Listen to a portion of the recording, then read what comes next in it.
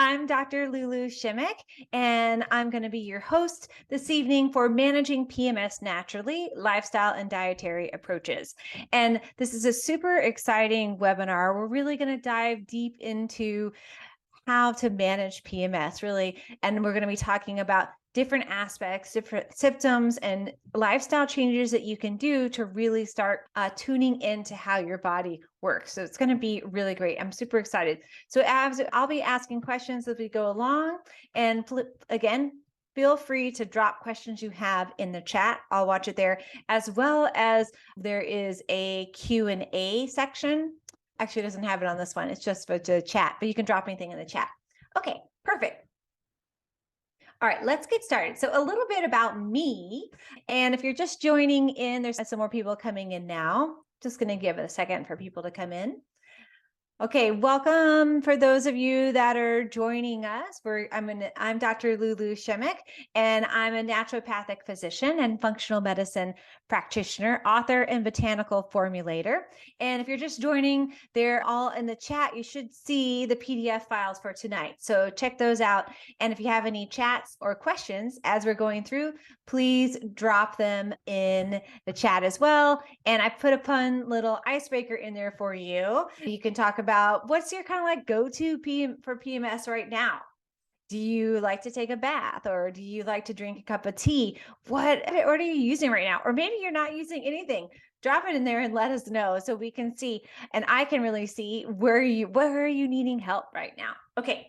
Again, welcome tonight. My name is Dr. LuLu, and I specialize in helping women regain hormonal balance and vitality. Oh yeah, Neff, totally crying it out. That's a total good one. I get you there. That's so true. And we're going to talk about emotions tonight and that emotional part of PMS. And yes, that's a really common one, especially if you're having a PMD where you're having a lot of different symptoms escalated, right? So again, I'm going to be talking today about PMS and how to balance your body naturally. Okay. And I'm going to be giving you dietary tips and lifestyle tips. So first of all, let's talk about what we're going to be learning in the workshop today. So one, we're going to talk about how your period works, because that's a really important piece, right? As women, especially, we want to know how our cycle functions, how our body works, right? That empowers us to really engage our body, our cycles. That's a really important piece about having a cycle as a woman, and it changes over time, right? And so I'm also going to be talking about what birth control is specifically, but why it does not repair or regulate your cycle, which is a kind of an interesting subject for us to talk about. Andrea was saying like a hot bath where her skin is cherry red. That's so true. Yes, a hot bath, that's one of my faves for really helping to reduce PMS symptoms. Okay, the third thing we're going to talk about in the workshop today is 6 main, amazing, powerful daily habits so you can start doing right away. These are going to be things that you can put into practice that are really easy to help you to start shifting your PMS symptoms and or your irregular cycles. If you're having irregular cycles as well, this can really help. So let's first talk about how your period works. So we have the phase of the menstrual cycle, right? And every month, our body prepares for a potential pregnancy. That's like the purpose of menstruation. And your ovaries, right, in our lower abdomen, release a mature egg. And these ovaries also control the release of hormones, estrogen and progesterone, and these rise and fall like a wave throughout the month. And this is known as the menstrual cycle, right? We have that through different things, through the new moon and the full moon. And then we have 2 primary phases of the menstrual cycle. One is the follicular phase where the follicle is released. And then we also have the luteal phase. And so these 2 phases create that menstrual cycle, right? That circle or wave of our cycle as women. So the follicular phase, this is the time when the ovarian follicle grow in preparation for the main attraction, which is ovulation, right? That's when the goal of the body is to have ovulation happen and for pregnancy to happen. That's the procreation. So the follicular phase, that follicular phase begins on the first day of your period. That's day one. And I really recommend tracking your cycle. There's all different types of apps, and I really like the Flow app. Or you can use the health app on your phone because you want to be tracking some things, especially if you're having a lot of PMS, the number of days in your cycle, the number of days in between your cycle, different symptoms that you can discuss with a health practitioner like myself. So the follicular phase, again, it begins on day one of your period. So that's when you start bleeding, and ends with ovulation. Okay. So if you're not used to tracking ovulation, you usually can tell that by a change in some fluid, some like sticky, like mucus that'll be coming from the vaginal area. That is when a signal of ovulation. This usually takes place about 2 weeks, right? Though it varies from 2 weeks into the cycle, and it varies from woman to woman, right? Depending on the health of your follicles. And a healthy period starts with a healthy follicle or a healthy egg, right? So the follicles, these are the parts of the ovaries that produce estrogen, number one, and progesterone, number two, and three, testosterone. Those three really important reproductive hormones. And the follicle can really be impacted negatively by lots of different things: inflammation in the body, systemic inflammation, uterine or ovarian inflammation, an autoimmune disease like Hashimoto's, a thyroid disease like hypothyroidism or hyperthyroidism, insulin sensitivity, also deficiencies of specific nutrients. I'm going to talk more about nutrients. So some of those nutrients are magnesium, vitamin B, vitamin D, iodine, zinc, and selenium. So those deficiencies in those specific nutrients can really affect the menses in general, but specifically the follicular phase. Okay. Okay, phase number two. So phase one, the follicular phase two, the luteal phase. All right. So the luteal phase follows ovulation, right? You have the ovulation in the middle time of the month. And if the ovulation was successful, a progesterone secreting gland called the corpus luteum forms. Okay. And if you remember nothing else, remember this one thing. This is how you make progesterone. Okay. This is how you make progesterone. So that's super important. So progesterone is our feel good hormone. It's about well being. And it's about pregnancy. We need to have progesterone for pregnancy. And it's also part of our healthy periods. So that luteal phase after ovulation is approximately 2 weeks. And so how long that luteal phase again lasts is determined by the lifespan of that corpus luteum, and also the health of your corpus luteum. So there's a lot of things that can change that lifespan. And if pregnancy does not happen, okay, we don't get pregnant every month, right? If pregnancy does not happen, the lining of that uterus then sheds, right? That's that menses, and the next menstrual period starts. Okay, so that's the phases. Everybody hanging in there with me? Give me a high five out there if that makes sense with your cycles, the 2 phases. Awesome. Okay, thanks, Steph. This might be, yes, great. Thanks, Alexa. This might be information that you already know, but it's important to go over it as we're moving into understanding the pieces within how our cycle works.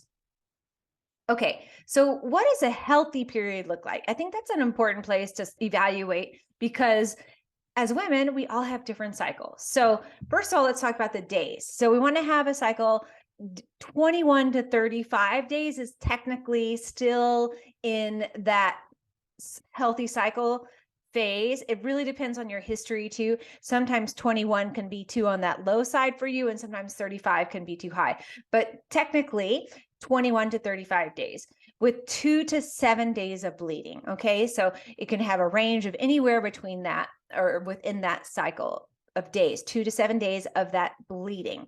And a cycle shorter than 21 days or longer than 35 is considered quote unquote irregular. Okay. That's when you fall into the irregular category.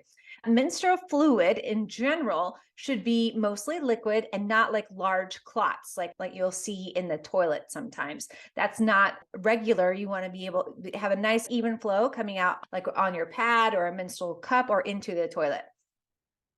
And once that flow starts, the menstrual blood should be light to bright red. Okay. So that means it's a healthy red flow, not an older shedding the lining, like a really dark bleeding. And blood loss should not be more than 50 milliliters or 3 tablespoons over the course of your period. Okay. So if you're having to go through really extensive tampon use or pads or a menstrual cup, changing those out really frequently in the day, that's a sign that you're bleeding too much. And menstrual bleeding often seems like it's a whole lot more than it really is. We're like, oh my gosh, as women, okay, I feel like I've been bleeding forever, right? But in hindsight, if we took it all and measured it, it doesn't usually end up be that much. And minimal discomfort is actually regular. So some discomfort is to be expected, but severe pain is not normal. Okay, so that we're going to get more into that piece.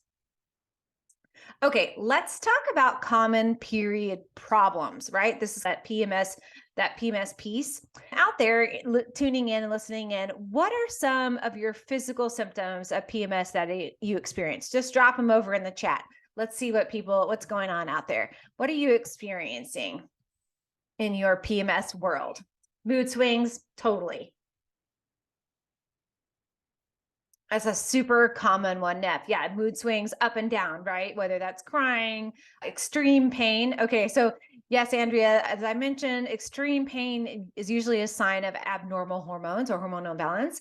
No more physically now, thankfully, just mood. Okay, Alexa, yeah, so mood is definitely a piece that can play a factor in our hormones. So thanks for chiming in, everybody, because it's really important. Okay, what's going on in our world of people tuning in here? How are we experiencing PMS today on a daily basis? Decreased appetite. Yeah, that's common. There can be both sides of that. Andrea, you can have increased appetite or decreased appetite, right? You can have both sides of that equation. Okay, so let's talk about some of the main symptoms that are in premenstrual syndrome, right? So PMS. So breast pain or breast tenderness is very common. Moodiness, so those mood swings. Bloating, so having those really like tight pants. Food cravings, so whether that can be salty, fatty, sugary, all of those things can fall into that category. Fatigue, so experience, especially if you're having irregular cycles and you're having a lot of bleeding, you could experience heavy fatigue. Headaches, this is also very common.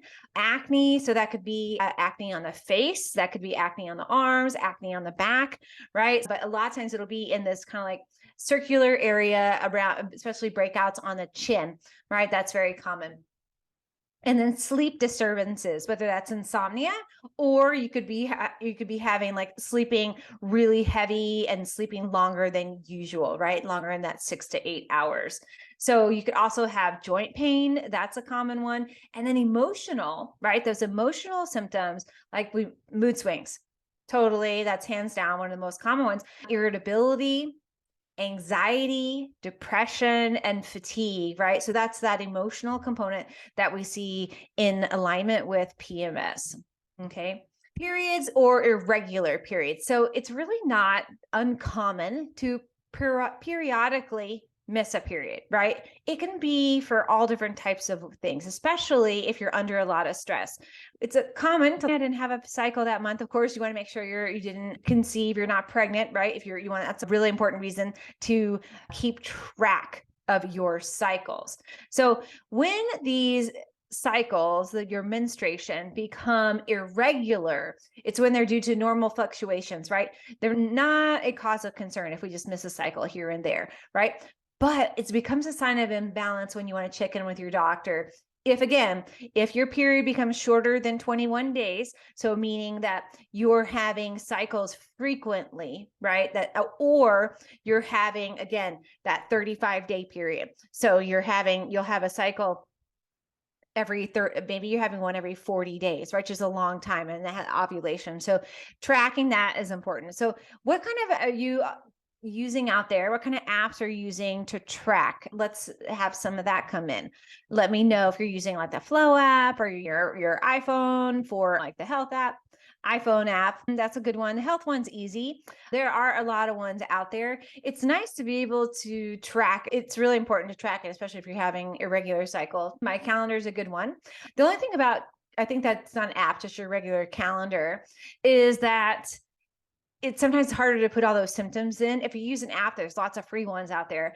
And especially Andrea mentioned the iPhone, it allows you to track your symptoms.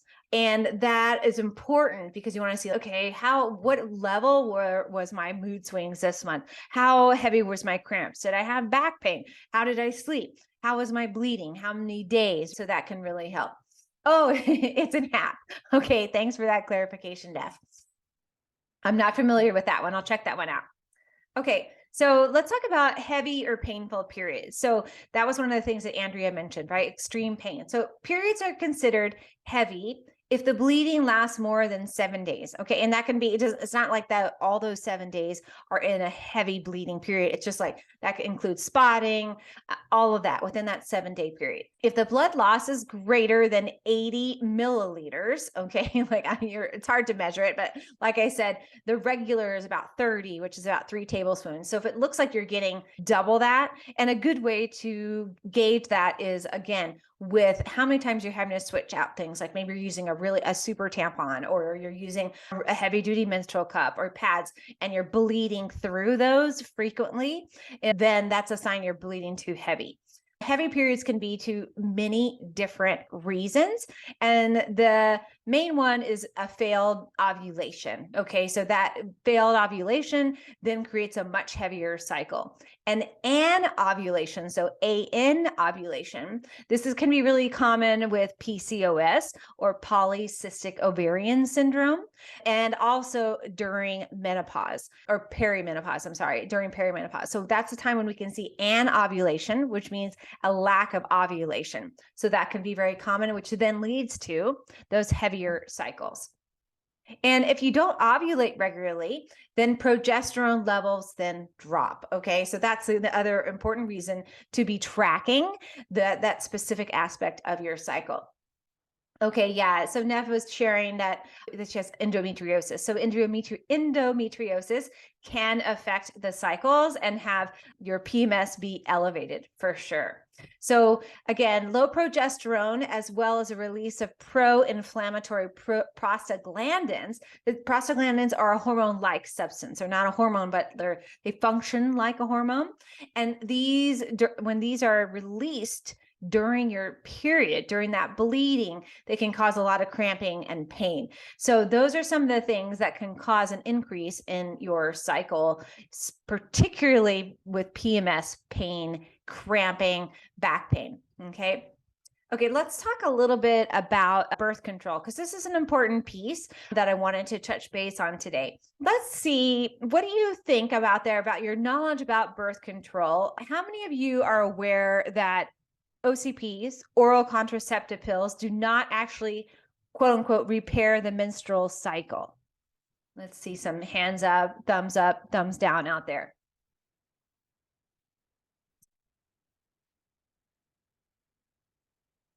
So I'm waiting for that to come out. Yeah, it's a Band-Aid at best. That's right. Great. So it's so true. Can it actually help with regulating a period? That's a great question. So I'm going to talk about that. Okay, so can birth control repair or regulate? Okay, so that's our question, right? So since you don't have a period while taking hormone birth control medication, the answer is no. Okay, when you're having that cycle, you're having that bleeding, it's when you're not on the pill, right? It's when you're on those non-pill days. So the answer to that is no. But a reason why it's most often prescribed is because of that reason. And also because the estrogen and progesterone that is synthetically being released from those birth control pills then can help shift a woman's PMS or shift that cycle, but it's not repairing or regulating your period. Okay, I hope that makes sense to everyone. And so let me break that down a little bit more. Okay, so here's the skinny. So the popular birth control method used to regulate periods suppresses your own natural hormones. That's number one. So it's synthetic. It's not your real hormones being released. So it suppresses your body's natural hormones. Okay, because it's giving your body a false message. So you can get some relief from that because these hormones are suppressed, but you still get relief from symptoms because, like I said, you're getting either a small amount of estrogen and progesterone, or sometimes both, depends on the OCP. And the bleeding During birth control, use is called withdrawal bleeding, okay? Because it's not your real cycle. You're coming off of that synthetic hormone, it's called withdrawal bleeding. And during that placebo week, so that's when you're taking the different color pill or you're not taking the pill, that break week, this is when no hormones are then released, okay? So the withdrawal then happens. The hormone triggers the withdrawal of that hormone, right, that you've been taking triggers bleeding. So it's a false sense of cycle, right? So it's being regulated synthetically. And this is not a real period. This is not your body's natural way of bleeding with a natural follicular and luteal phase, right? Which is why we can't get pregnant when we're on the pill, right? Because we're not having those phases. So the bleeding is programmed each month by the medication. Nothing has been repaired. Nothing has been regulated. Okay. So when you come off of birth control medication, your imbalance that you started off with is still going to be there. There's no change that's happened. And sometimes it can be worse. Sometimes it can be better. It just depends on what's happened through and what other lifestyle changes that you've made. It can also say, for instance, you've been on birth control since age 18 and now you're 55 and you're like, oh my gosh, I've been on it for this long of a time. That can sometimes be really challenging to come off because you're moving into this phase where you've been on synthetic birth control or synthetic hormone for a long period of time. Okay. I hope that made sense to everyone out there. If you didn't get it, thumbs down. But yeah, I hope that's clear because that's a really important part about today's class or lecture. Okay, let's talk about powerful daily habits for healthy periods. I want to go through my top ones to really help you shift in your cycle. So let's talk about eating for your hormones first. Okay, eating a hormone healthy diet. So foods to eat. And I'm going to go into these a little specific, but in general, so complex carbs, lean protein, healthy fats, these can help alleviate PMS symptoms. And more specific foods, we can do leafy greens, excuse me, whole grains, nuts and seeds. Those can also be helpful, like a seed rotation diet, if you've heard of that before. And basic foods to avoid, so foods high in sugar, right? Like chocolate or cookies, candy, all those things. Caffeine, that can be a real detrimental one. Going for that Starbucks, that can really help to set off and skyrocket your PMS. Salt also can worsen PMS symptoms. So avoiding them is recommended, right? And those are, you're like, wait a minute, those are all the things I've been craving. And that's because your hormones are imbalanced. And then also you're not getting the good food that you need. One, eliminate sugar, refined sugar specifically. So sugar addiction, this can really lead to insulin resistance. Okay. And other hormone imbalances. So it's really important, maybe as you're moving in, if you're tracking your cycles, which I'm recommending when you're moving into that PMS week and before, right? But really reducing that refined sugar as you're moving into PMS, and that will help reduce the symptoms and bringing on those healthy foods, like I mentioned. And if you have POS, polycystic ovarian syndrome, or other blood sugar issues like diabetes or prediabetes, then I really suggest eliminating sugar altogether, right? Because it's going to impact you in a really large way. So if you don't have blood sugar imbalances, then you can really like substitute for raw honey. That's a really good one.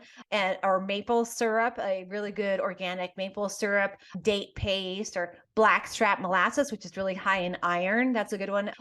And so these can all be replaced for that refined sugar. So those are good ones as well.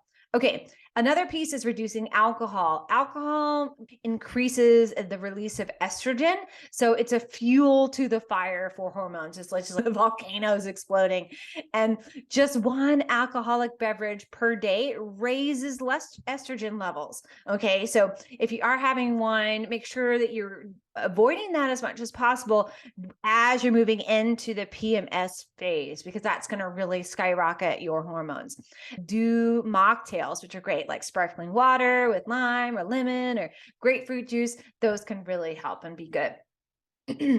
Reducing caffeine intake, like I mentioned. So overconsumption of caffeine, which we're in this world right now where there's coffee on every corner, right? This can lead to a cortisol imbalance. So that's a stress hormone.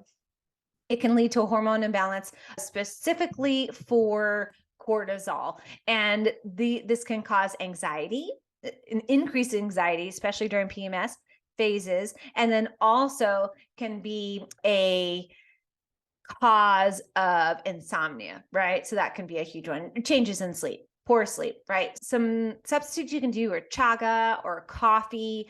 Sorry, not chaga or coffee, chaga coffee or roasted dandelion. That's a great one. Or you could do switch up to some green tea and do that. And if you can't get through the day without caffeine, then you really need to look at that hormone imbalance right there. Andrea said popaholic. Okay, so I think that with caffeine and that sugar is really going to skyrocket your hormone imbalance and that PMS. So that's a really good thing to look at there. Okay, meal prep. So this is an important one, and cutting down eating out. Okay, so knowing that you're moving into PMS week, being prepared, making foods that are really healthy, especially if you have a lot of fatigue and you're going to have that decrease in iron. If you're having really heavy bleeding, meal prepping in advance, that's going to be super helpful. And then reduce your eating out, because it's going to have all those things we talked about, right? All sugar, bad oils, alcohol, caffeine, all those things can be contributors. So processed foods and fast foods are going to trigger PMS, and also they're going to be lacking in the nutrients that your body needs. Not good. And the last one is eating enough that your body needs, but not overeating. So both restricting calories and overeating can lead to that hormonal balance. And I think that's what Andrew was mentioning about you not having that appetite, right? So making sure you're going into PMS with the good foods that you're really supporting. So that way, if you have the need to overeat, or if you have the need to not eat, your body's in that place of balance, and it will then level back to a state of homeostasis. Okay. All right. So how's everybody doing out there? Tell me some of your go-to foods that you eat during your PMS phase. Like, what's your oh my gosh, I can't live without that during my PMS. Let me know out there. And I think it's important to recognize that there are lots of good foods that we can go to and start rotating them in. Matcha, fried junk food. Okay. Yes, totally. I hear you out there. Matcha and dark chocolate. So those can be helpful. And because you're getting that antioxidant from the matcha, and the dark chocolate's really good in flavonoids. Fried junk food, yeah, that can really send you off, especially if it has a lot of poor fats, high saturated fats, not good healthy fats for the hormones. So that can really trigger. Okay. All right, the next thing, let's talk about nutrients. Nutrients are super important. So let's talk about my favorite ones for really helping with PMS. So one is zinc. So zinc is really great because it helps regulate the HPA axis. So this is the hypothalamic pituitary axis. So it's all about the thyroid and the adrenal system, basically our stress response. So zinc can really help with stress. That's one of the reasons why, if you haven't heard, that it was recommended a lot during the pandemic. Not only is it good for the immune system, but it also helps manage stress. And people were a little stressed out. And it also reduces inflammation. Really important if you're having a really inflammatory cycle. Zinc nourishes the ovaries for healthy ovulation. Okay, so even if you take zinc in those first 2 weeks, as soon as your cycle starts, it can really help prepare you for ovulation for that next cycle. And also, zinc helps with progesterone production. Okay, so it's essential for hormone synthesis. I usually recommend either 15 to 30 milligrams, and that's a great supplement, super easy to take. And so that's a really good one you can bring on. Okay, magnesium. I love magnesium. It's so important for energy for the body. It supports hormonal health, and it does this by reducing, again, I mentioned the word pro-inflammatory prostaglandins. Okay, so it's going to do that. It's going to reduce that inflammation. It's also going to relax the muscles of the uterus. Okay, so really helping to decrease the cramping. It can also prevent constipation if you have a lot of constipation with your cycles. And also, it helps the adrenals, give you more energy, helps combat fatigue, and helps reduce body tension, and can help with sleep. So magnesium is a great one, even if you're only doing it during that PMS phase. But if you do it through the entire month, bringing it on, it can really help. Lots of different forms: liquid, powder, capsule. So you can do lots of the different ones there.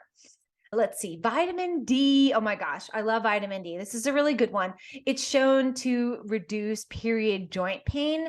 So especially if you have like a lot of back pain, it can be helpful there. And vitamin D can be found in these specific foods. So cod liver oil, tuna, eggs, and salmon. So there's some really good foods that you can bring in to get that vitamin D, especially during the week before your PMS cycle. So that would be really, you could start bringing it in as you're menstruating, but definitely as soon as you stop bleeding, then you want to bring in those good vitamin D foods. You can also take it as a supplement too. Iron. So iron can be a good one, especially if you're on that side of really heavy bleeding. Always check with a practitioner before you're bringing iron on and letting to discover with a lab test if you really do need iron. What if you take a daily supplement of vitamin D? Yes, so that's a great question, Andrea. So if you already take a supplement of vitamin D, I would take that throughout the month. Say you're taking 1,000 IUs, for instance, then I would take that throughout the month. And when you have that week before you're going into PMS, you could bump that up. So you could take like 2,000 IUs during that week to give yourself that extra dose of vitamin D. Okay. 2,000 daily. Yeah. So you could do 4,000 a day during the week before your PMS. Okay. And that should be super helpful. Hope that's clear. So again, increasing, if you're already taking a daily dose, just increasing it the week before your PMS. That's why it's so good to be doing cycle mapping or cycle tracking to really help yourself during these phases. Okay. So iron, this is an essential nutrient for women, especially during menstruation, right? So you can take iron as a supplement, but sometimes that can be really challenging for women, a lot of constipation. So the best thing to do is to eat iron-rich foods. And that can be, instead of supplementing with iron, or you could be taking a multivitamin with iron in it. Okay. You can also there's a great liquid supplement that I like that it's all herbs that are about iron. And that could be, I think that's made by Gaia. That's a good one too.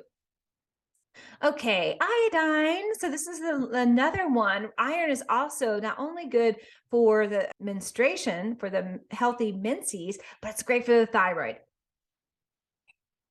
And the thyroid is part of the HPA axis. So it's an essential nutrient for the ovarian follicle as well. So really important, especially if you know already that you're having issues with the ovaries and the ovarian follicles being released, for that follicular phase, then it's important to bring on some iodine. It can also help with breast tissue if you're having a lot of breast tenderness. And iodine also aids in detoxification of estrogen. Okay, so if you're having estrogen dominance, a lot of buildup of estrogen, this will help break down the estrogen and release it through the body. So really great for excess excess estrogen in the system. And you can get that a great way. You can take it as a supplement, but food's always the best. And ocean vegetables are key, right? So that's going to be your kelp, your seaweeds, those really good ocean vegetables. Okay. So here's another fun little question for you out there. Tuning in, have you guys ever tried taking magnesium supplement to manage your symptoms? And did you find it effective? So we talked about magnesium, and I've seen a lot of results from it with my patients. So Neff says never. Andrea, yes, and somewhat. Yeah, thanks, Sarah. Yeah, that's a good one to try out. And usually what's Alexa during pregnancy? Yeah, so that probably was very helpful for that. Neff, drinking a lot of milk, it's not the same. It is a source of magnesium, but it's not going to have the same results as taking it as a supplement. And so it's a great experiment to do because it's highly absorbed by the system. So most people, when they use magnesium as a supplement, see immediate effects. So that's a really good one to bring on and try out. Okay.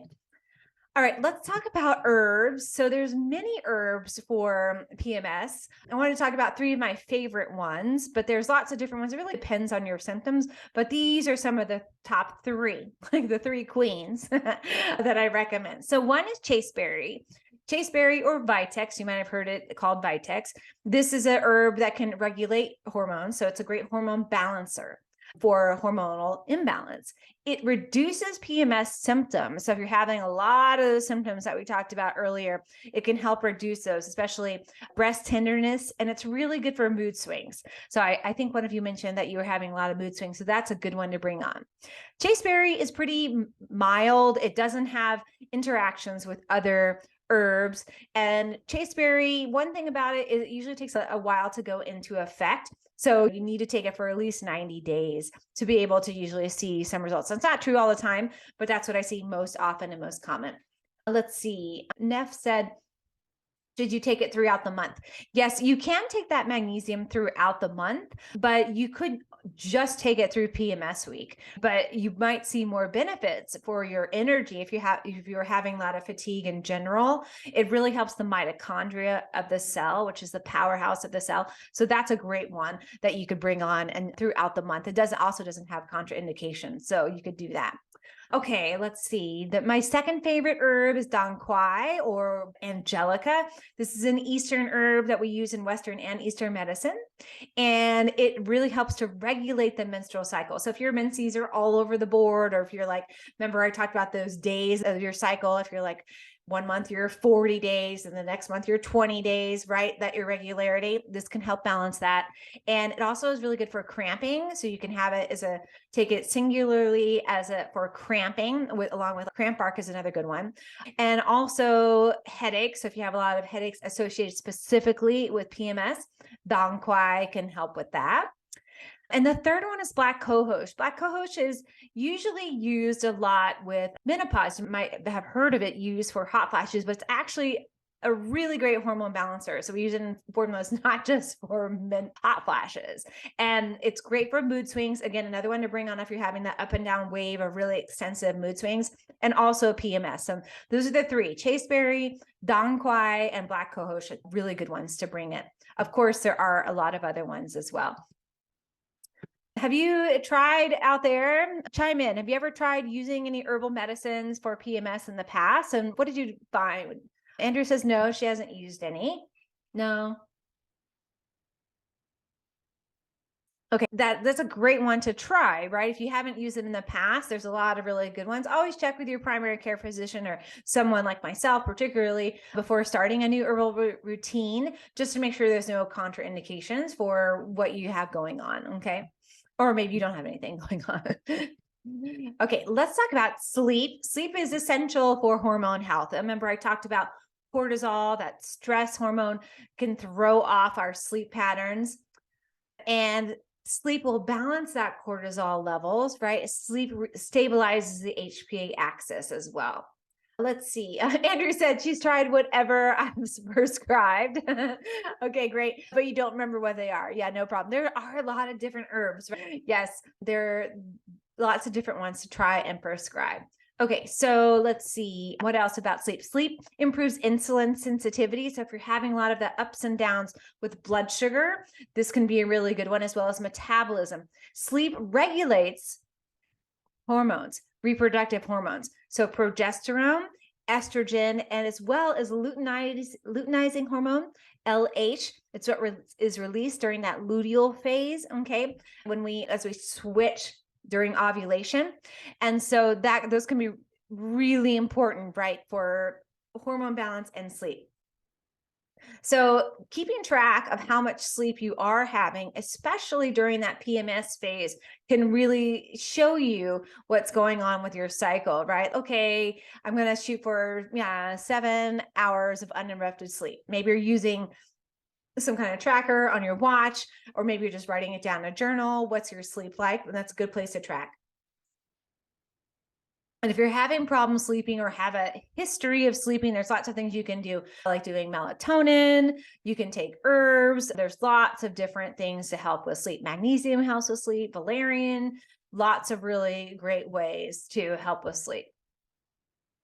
Okay, let's talk about exercise. So exercise is really important for balancing PMS. And sometimes we don't have the energy, right? Because we're not feeling good. So we're going to talk, like I said, that going into PMS. Let's see.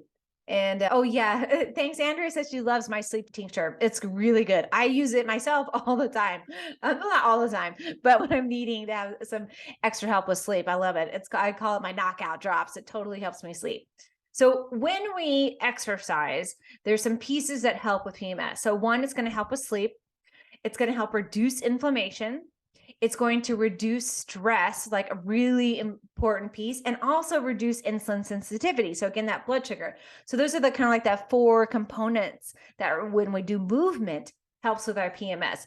And really regular and consistent exercise, not just, okay, I'm going to exercise, my PMS is coming tomorrow, right? But having more consistent exercise will help reduce those symptoms, improve your mood, regulate the hormones, regulate and balance those hormones, and also reduce stress. Okay, so bringing some exercise routine in. And usually I recommend maybe you're doing more cardiovascular, doing some days of your month. And then as you're moving into that PMS phase, maybe you're doing more relaxing style, maybe yoga, Pilates, walking, swimming, biking, not doing the heavy duty cardio during that phase. Or maybe when you're menstruating, really, that's when you're like, okay, I just want to lay here for a little bit. What type of exercise have you been doing out there that you find to be most effective for managing your PMS? Have you tried anything? You're like, oh yeah, hands down, yoga. Let me know over in the chat. Let us know what type of exercise are you finding is really helpful for managing your PMS, or maybe you haven't tried it. Okay, let us know in the chat over there.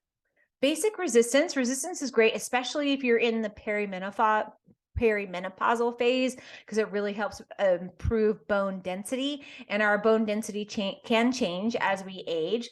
Dancing and martial arts, so good for moving energy, grounding to the earth. I love that. Get lazy and do hot baths. Yes, laziness can help, or can help you to relax, I should say, but making sure you're bringing in some movement, because that will help the blood flow through the system, circulate, and help your body to detox. So really important there. Okay, let's talk about stress reduction, a huge piece of PMS. Stress reduction techniques, these can really help us to manage our stress, okay?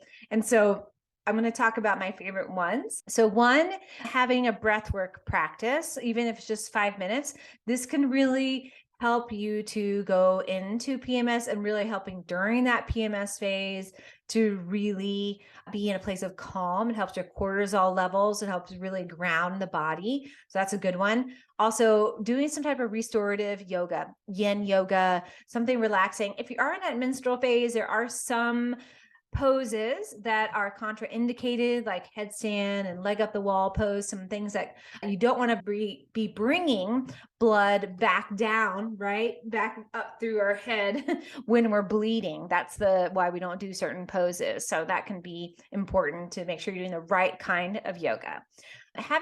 Keeping a journal can also be really helpful. So keeping like a what's good journal. So what's helping you reduce stress, or maybe it's your outlet. You're just like, okay, I'm going to write down everything that's bothering me right now to get it out.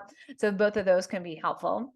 Practicing some kind of daily affirmation, whether you're just doing your menstrual cycle. I practice daily affirmations all the time. So that can be a really great place to bring in, especially if you're having a lot of anxiety and mood changes, right? Unstable mood, like up and down. The daily affirmations can then balance that emotional piece, can really help ground you and bring you in. So that's a really good component.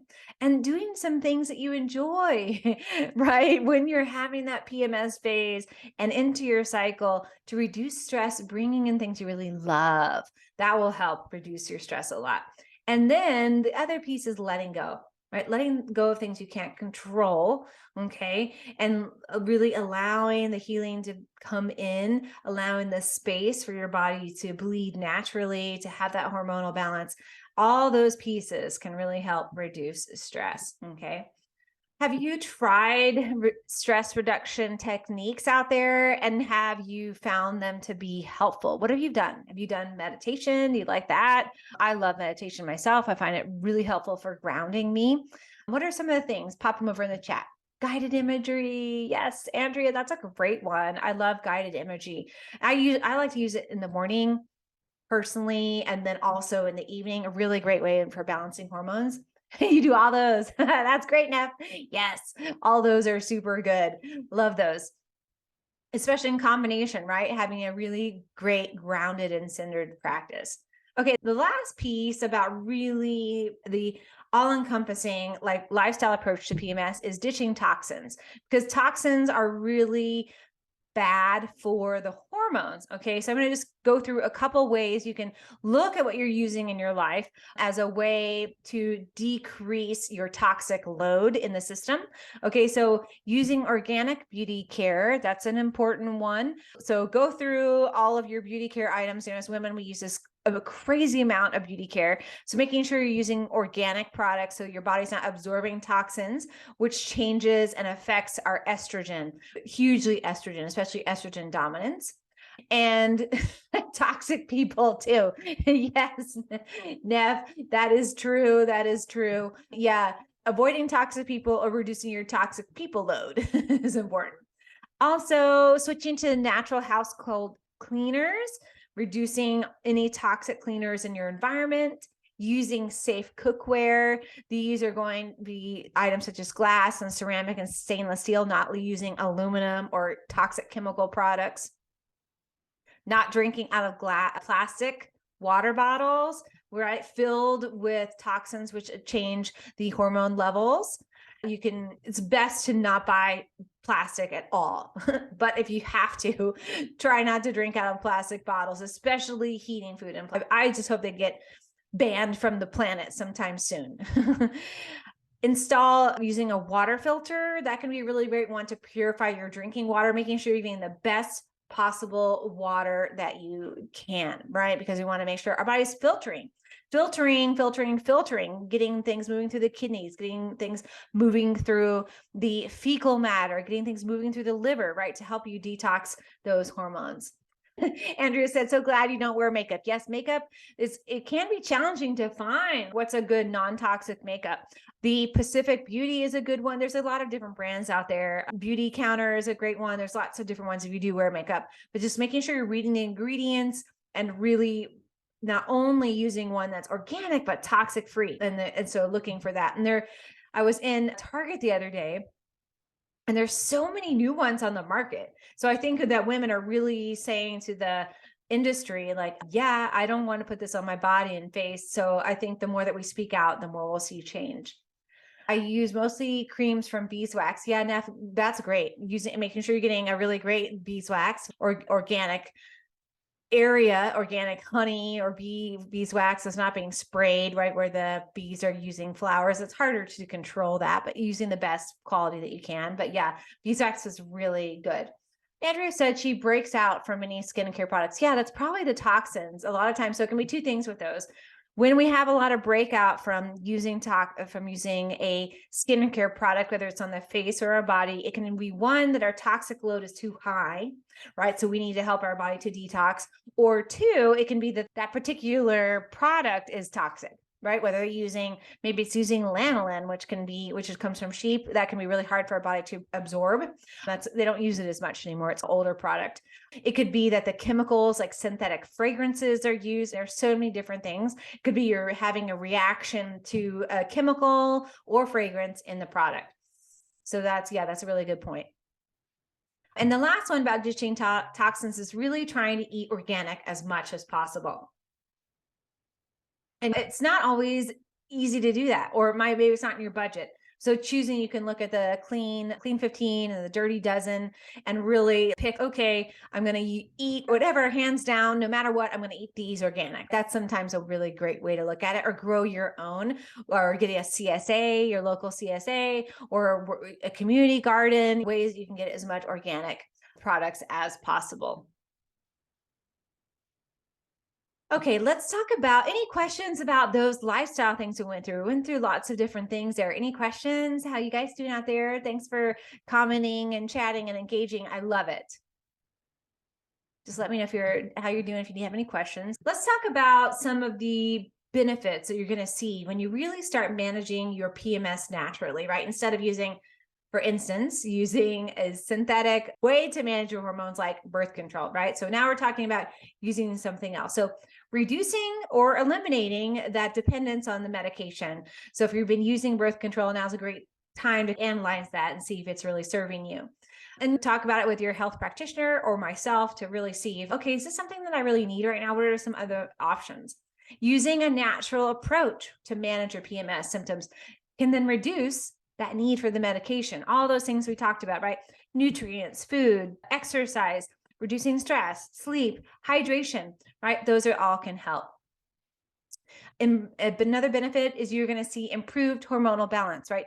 Using a natural approach is going to help regulate those hormones. You're going to see if you're not monitoring them with labs, you'll see that your symptoms will change. That's just like an overall way to see that you're improving, right?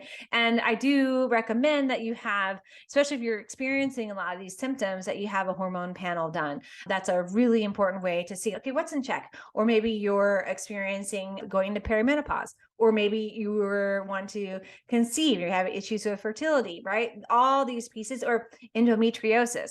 All these pieces, you want to monitor your hormones and be able to see if what you're doing is working. And then also, what's your goal, right? What's that hormonal goal? Balance, of course, is our goal, but is there some other goal within that? And also, we're going to see when we manage the PMS naturally, we'll see a decrease in our symptoms, a decrease in the severity of our symptoms, particularly. And that's going to be physically and both emotionally, right? We're going to see that all over the board. Okay, so what are think about, you don't have to answer this when you can out there, but what are some lifestyle changes that you're going to really start to implement? Maybe you just want to pop one over in the chat. Oh, that was really like a really good one. A light bulb Dr. LuLu talked about this evening. What is a one that you want to healthy eating? Yeah, that's a great one, Andrea. Yeah, what are the ones you want to bring in? I think the nutrient component is always an interesting one because like, oh yeah, I'm going to try magnesium, or maybe I really need to focus on my stress reduction and bringing in stress reduction techniques, right? Because we're a holistic being, right? We can't separate our PMS or our cycle or regular cycle from the rest of our body. So we have to address it as a holistic unit. Nutrients, diet, stress, sleep, water, all that together. Okay.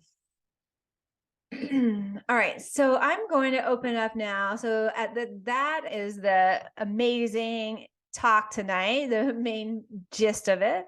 And so I'm going to open up for questions. I just saw one came through, so I'll answer that. So if there's questions you have, and this is what's great about being in this intimate environment tonight, a lot of people signed up, maybe they want to watch it later. But you get me, you're here, you have me, which is so amazing, right? And like when there's a lot of people, you don't have me as much to answer your questions. So if you have any burning questions for me tonight, pop them over in there. And I'm going to show you some of my amazing opportunities that you have tonight for attending the webinar. Okay. Neff said, would you take the organic herbs you recommended as supplements or herbal infusions? That's a great question. Okay, so let's talk about the ways you can take an herb. So tea or an herbal infusion, that's number one.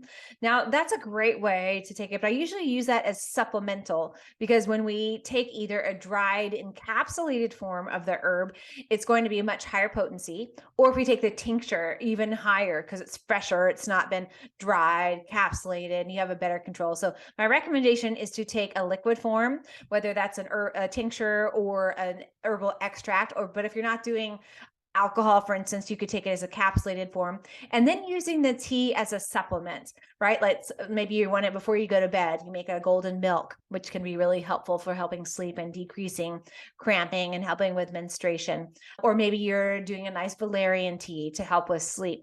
Usually we need something a little stronger when it comes to the herbal family to really see a heavy duty result. But we can use teas, herbal infusions, which I love, as a way to really supplement the body. And it's like this nurturing like blanket of love, right, from the herbal family. And also it's fun. Drinking teas is so fun. So those are some great things. That was a great question because there are lots of forms, right? And when you're taking herbs or supplements are really important, either asking me for recommendation or your other health provider, but really getting a good source of those, because when you're buying just something off the shelf, who knows if it has fillers in it, and then you're just putting money down the drain, which is not good when it comes to supplements. Can be expensive. You want to make sure you're getting the highest quality of the supplement and you're really getting what you need. Okay, perfect. Also, let's see, here's a great question coming in. What hormonal test should we ask our doctor to run? That's a great one. Let me pull up that handout. Let's see what time it is. Okay, if we're running a little over, but that's okay. I'll show you. I sent this to all of you, and I'll just pull it up, and then I'll show you the bonuses for tonight. Let me pull that up for you, and I'll show you. So that was in the one I dropped in earlier, and I'll put it in here again for you.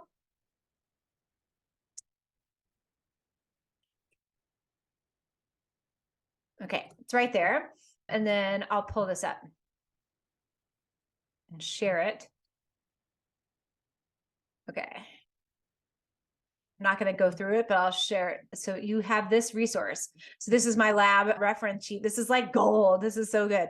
Okay. So this is for women under 40, which I assumed that most you're going to be under that category. Most of you attending tonight, or even if you're in your 40s, you're managing your PMS, and this can still apply to you, right? So this is basically someone that's still menstruating.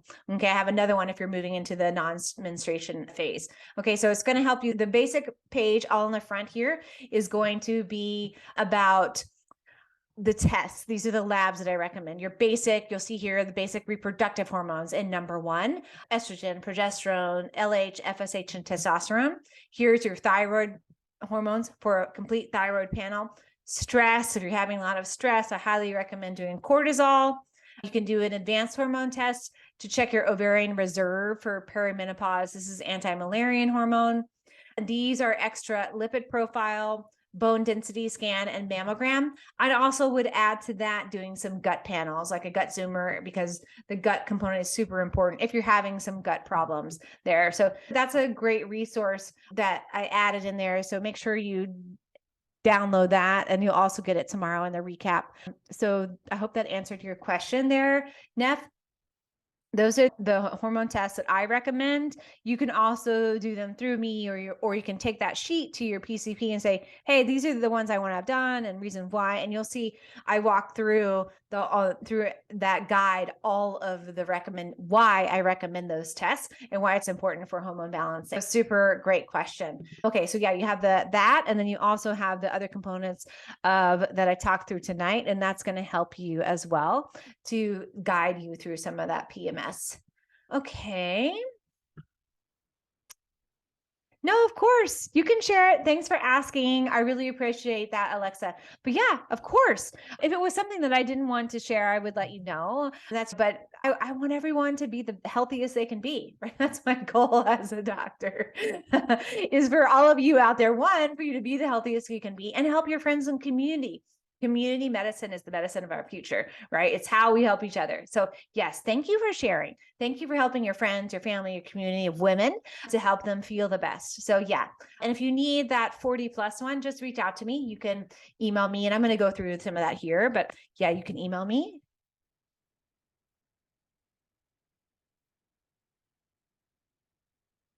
So just email out if you need that 40 plus one, because if you're helping someone in that perimenopause phase. How do I feel about the Dutch test? That's a great question. So the Dutch test is for those of you that don't know, the Dutch test is a comprehensive reproductive panel testing the reproductive hormones.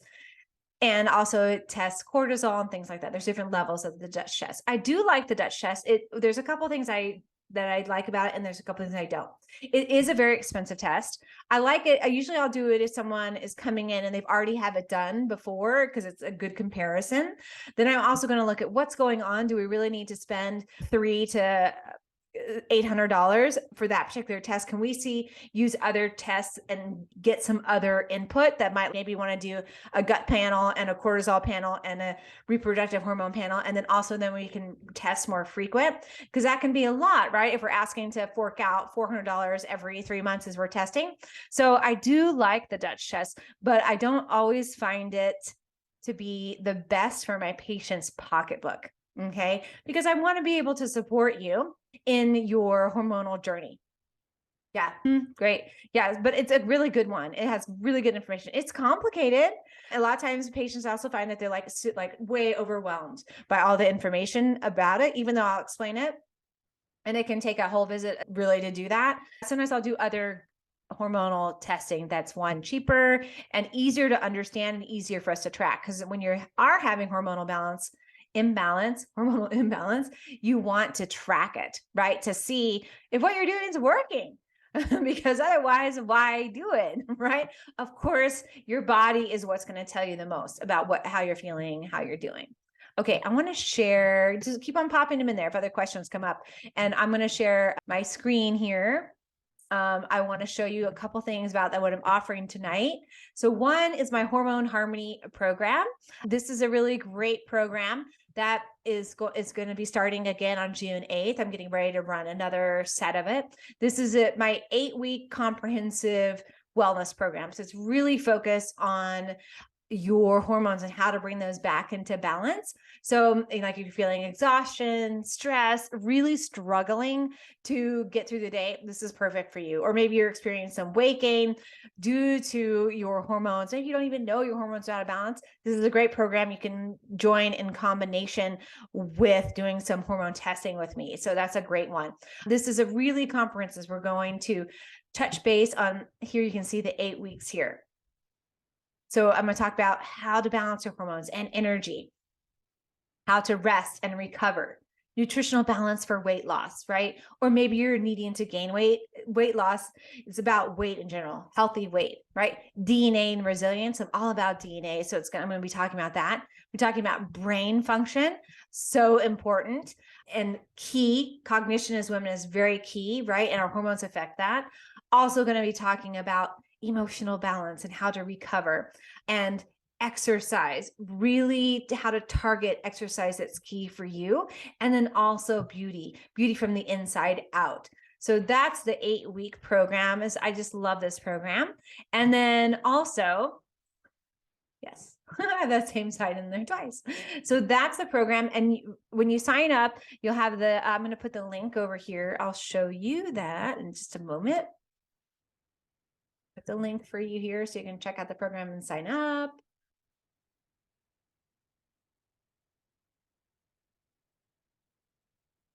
Okay, there's the link to the program. It's at doclulu.com, Hormone Harmony. And you can see here, you'll go to the website, and it's a great way. You'll see the program and a little bit more about me, getting to know me, and then it will walk you through the program more in detail. And then all you do is push the sign up button and then put in the code Harmony, and you can save $100 off the program. It's a really amazing program. You're going to be in a group of women just like tonight, like learning, engaging, and healing in a community. Healing in the community is so important, right? It's how we engage and how we accelerate our healing, really help us to reach a level that can sometimes even be challenging to do by ourselves, right? So that is a really amazing way. I also have my membership program, which is relaunching coming up next month. And that's a really great, it's a lower cost. If it cost is a factor for you, that's another great way to be in a community. The other piece is I'm having 25% off an initial consultation. So you can use this coupon here, Digest 25. And this is a really great way for you to have that initial consultation with me, really help to balance your hormones and to up-level your optimal health, right? Really, it's 2 visits, 1 hour each, and you really get my full attention and potential as we're really diving into what's going on and helping you to get back on track. I'm just going to check that code real quick for you because for some reason I was like, that doesn't seem like the right code. I'll be resending it out tomorrow, but I'll pop over in here the service for you in case you want to go ahead and get started on that right away. And I'll pop that over in the chat for you. And all right. Okay, here's the link for the initial consultation, and then you can use the code. I'll just make sure that code is right for you. All these little pieces.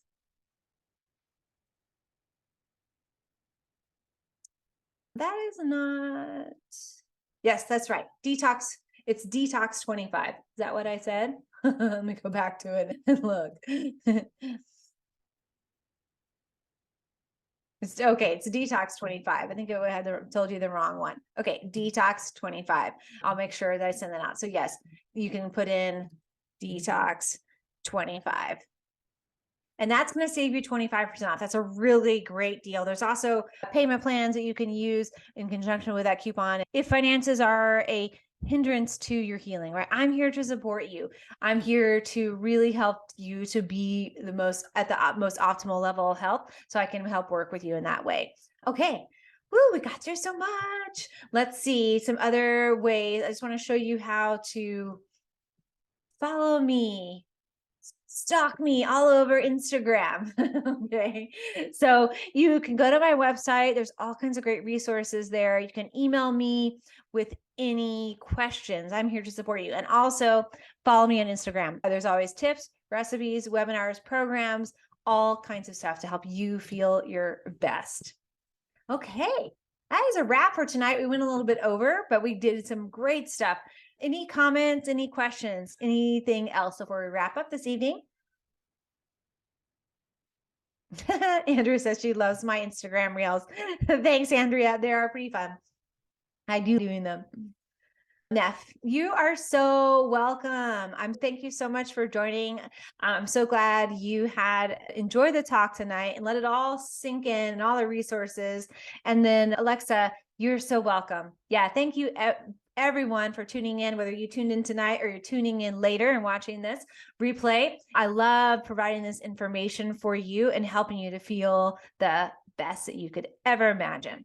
Okay, great. I think that's it. Again, we'll send out this recap with this video link for you to watch again if you want to. And we'll send out those links for those handouts that I shared. And again, those codes with the links too. So these are good for 48 hours. So make sure you jump on those because it's a really good initial way to get into working with me. Okay.